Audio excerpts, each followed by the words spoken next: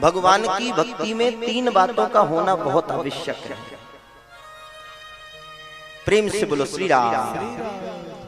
पहला तो भगवान की भक्ति हम करें तो भगवान के प्रति हमारा विश्वास हो। कई लोगों को तो विश्वास ही नहीं होता महाराज। प्रेम से बोलो श्री राम। भूत प्रेतों पे लोग विश्वास कर लेते हैं, परंतु ठाकुर जी पे विश्वास नहीं करते। और ना तो भूत प्रेतों को देखा, ना परमात्मा को देखा, दोनों को नहीं देखा किसी ने, परंतु केवल उनके बारे में सुना है। भूत के बारे में सुना है कि महाराज स्मशान भूमि पर रहता है, रात्रि के समय निकलता है। परमात्मा के बारे में भी हमने सुन रखा है, हरि व्यापक सर्वत्र समाना, प्रेम ते प्रकट होई मैं जाना।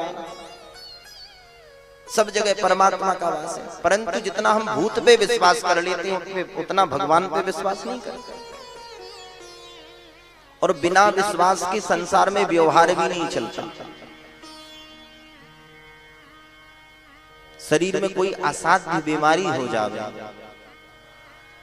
कोई तकलीफ हो जावे, और जब हम हॉस्पिटल में जाते हैं तो हॉस्पिटल में डॉक्टर के पास में जाते हैं, डॉक्टर चेकअप करता है, कहता है भैया बड़ा भारी खतरनाक रोग हो गया है और इसका ऑपरेशन करना पड़ेगा तब ये ठीक होगा।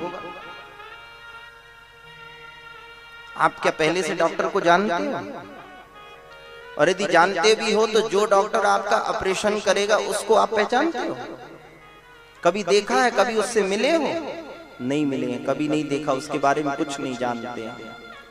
फिर भी पक्का विश्वास है कि नहीं डॉक्टर साहब जो भी करेंगे ठीक करेंगे, अच्छा ट्रीटमेंट करेंगे और हमें एकदम स्वस्थ कर देंगे।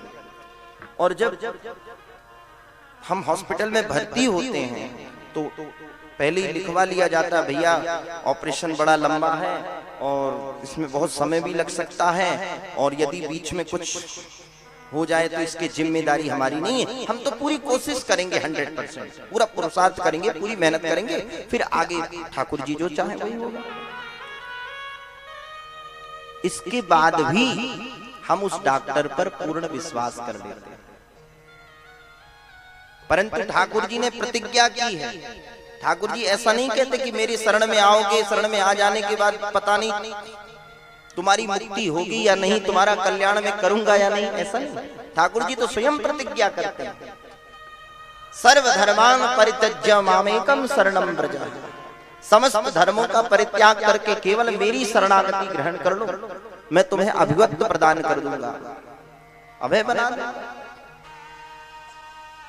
तू परमात्मा की भक्ति में विश्वास का होना बहुत जरूरी है। और दूसरी बात संबंध, हमारा संबंध क्या है ठाकुर जी से। और तीसरी बात समर्पण। ये भक्ति की तीन धाराएं हैं। तो पहला जी को ये विश्वास है कि परमात्मा मेरी रक्षा करेंगे, इसलिए गोविंद के पैर पकड़ लो।